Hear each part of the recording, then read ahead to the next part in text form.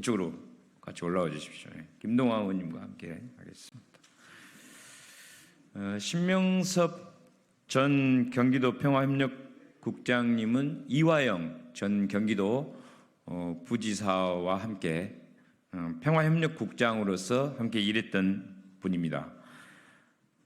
23년 6월 7월경 이화영 부지사를 회유하려고 했던 시점에 한 달 전에 검찰은 이 신명섭 우리 국장님을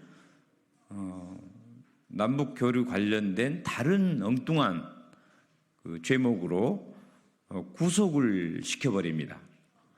구속을 시키고 나서는 바로 이화영 부지사와 똑같은 내용의 거짓 진술을 해줄 것을 회유 당합니다. 그 내용을 자세하게 설명을 해 주시겠습니다. 네.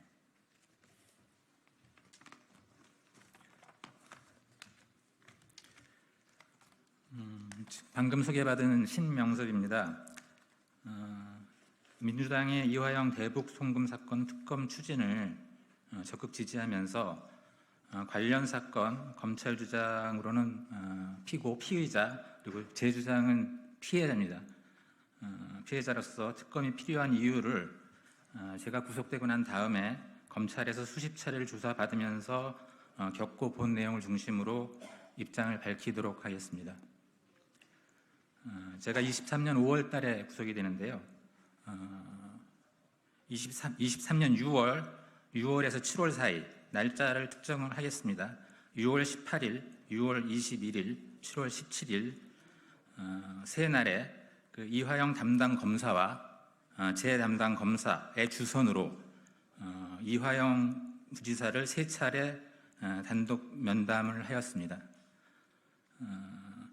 날짜를 특정한 거는 제가 그때 그 뒤입니다. 그 뒤에 뭐 사건 관련돼서 정리를 하다가 날짜를 적어놓은 게 있더라고요. 그래서 그거를 지금 가져왔고요.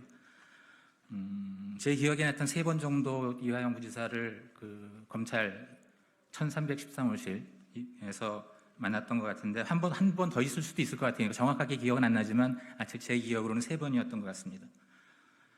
2번은 이화영 담당 검사의 영상 녹화실에서 한 번은 그 이화영 검사의 검사 휴게실이라 그러나요? 개인 공간이더라고요.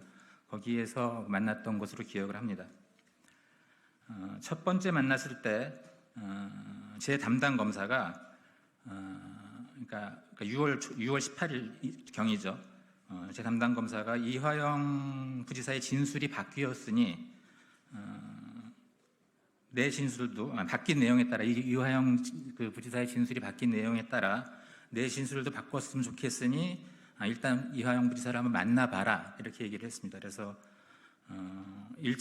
처음 1차 이화영 부지사와 면담에서는 이화영 부지사는 자신이 매우 어려운 처지에 있다. 그러니까 특히 제가 구속되는 거 보면서 굉장히 놀랐던 것 같습니다. 그러니까 주위 사람들을 다 구속시키겠구나 이런 걱정들을 했던 것 같은데 굉장히 어려운 처지에 있고 검찰이나 쌍방울의 회유 공작 이런 것도 되게 심했던 상황을 얘기하면서 그 어려움을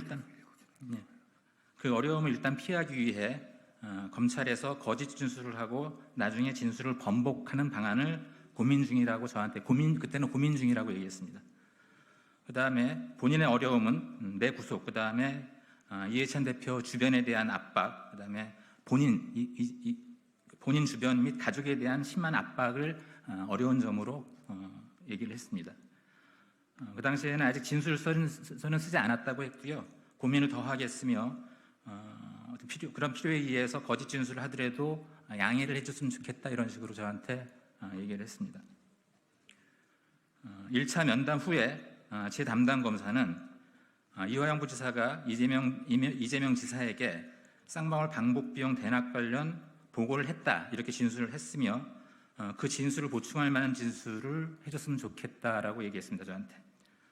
구체적으로는 이 부지사가 이 지사에게 쌍방울 방북비 대납 관련 보고했다고 이 지사에게 들었다, 보고를 했다는 얘기를 이 부지사한테 들었다거나 아니면 이재명 지사 비서실에서 방북 성과를 내라고 압박을 했다. 거나 또는 이화영 부지사가 비서실의 그런 요구로 스트레스를 많이 받는 것 같다. 이런 진술을 뒷받침하는 진술이었으면 좋겠다 이런 얘기를 했고요. 그 진술을 하면 은연중에 표현한 겁니다. 그 진술의 대가로는 나를 보석으로 빠른 시일 안에 내보낼 수 있고 당시 진행 중이던 제가 근무했던 동북아 평화경제협회 주변 수사를 중단할 수 있다고 암시했습니다. 검사는 그 정도는 할 수 있다 이런 암시를 하면서 진술에 대한 얘기를 했습니다.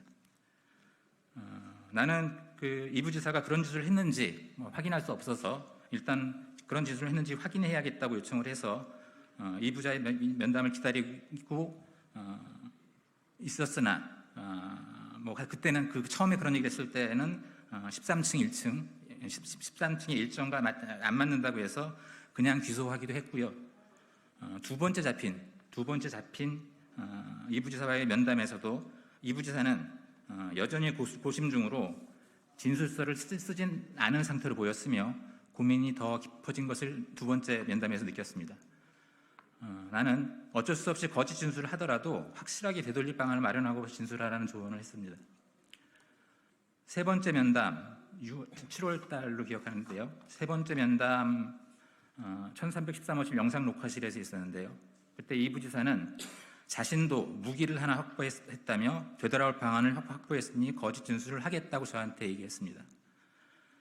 본인이 확보한 무기는 당시 검찰 고위층, 아주 고위직인 분이 자신에게 직접 거래를 해왔으며 그것이 자신이 되돌아올 수 있는 무기라고 저한테 얘기했습니다. 자신이 거짓 진술을 하면 저는 바로 보석으로 속방될 수 있다며 그 당시에 이화영 담당 검사, 박상현 검사로 알고 있습니다. 담당 검사를 나와 면담 중에 검사를 불러서 이제 신 국장은 나가는 거지요? 라고 큰 소리로 물어보고 검사도 그럼요 별일도 아닌 거로 구속됐는데 나가셔야죠 라고 화답을 했었습니다. 그 뒤에 검찰 조사에서는 사건 배경에 대한 조사를 다시 정리해야 된다. 저에 대한 조사였습니다. 그다음에 내 사건과 관련이 없는 2020년 일도 정리해야 된다고 하며 조사 요구를 해왔으며 본인은 거기에 대해서 응하지 않고 있다가 검찰 출정을 거부하면서 관련 진행은 마무리됐습니다.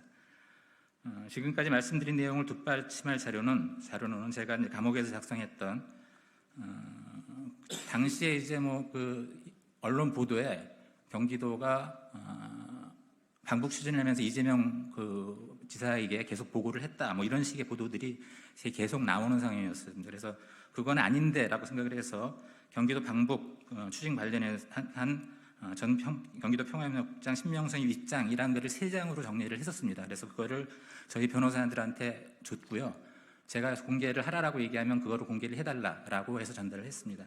근데 그 뒤에 이제 이화영 부지사의 진술이 바뀌면서 그때 쓴 글은 공개를 하지 않았고 갖고 있다가 출소하면서 제가 갖고 나왔던 겁니다.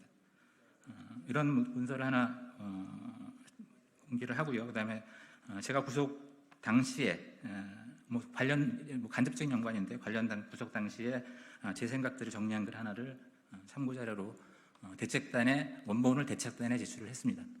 이상입니다.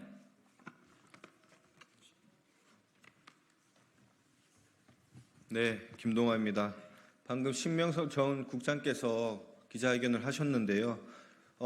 신명석 전 국장이 한 내용을 요약하자면 수원지검 내에서 단순히 이화영 부지사 개인에 대한 진술 해유와 압박만 있었다는 것이 아니라 관련자들을 통해서 불법 면담과 함께 진술 조작 그리고 형량 거래가 조직적으로 있었다는 점이 확인되고 있다고 생각됩니다. 향후 저희 대책당에서 추진하고 있는 특검을 통해서 신명석 국장의 주장이 사실인지 여부를 포함하여 지금 박상용 검사 등 수원지검에서 이뤄졌던 불법적인 수사에 관해서 확실한 책임을 묻도록 하겠습니다. 네, 이상입니다.